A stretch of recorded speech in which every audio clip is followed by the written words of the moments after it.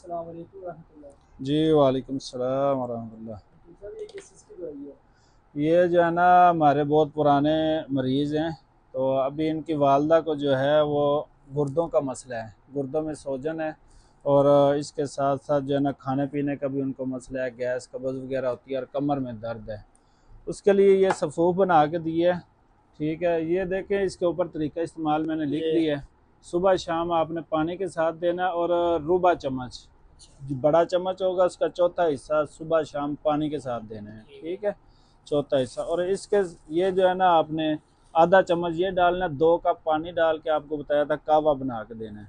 तो इसमें ये चीनी शीनी ऐड कर सकते हैं? हाँ, चीनी हल्की फुल्की डाल लें। ठीक है। तो उसके साथ आप जो है ना ये सुबह शाम, या ज़्यादा बेहतर है अगर काला गुड़ मिर्च है ना, पुराना गुड़ जो होता जी है जी। वो सबसे ज़्यादा बेहतर ठीक है। है जी। ठीक है, और ये आपकी दिमाग के लिए, ठीक है, दिमागी कमज़ोरी के लिए जो एक साथ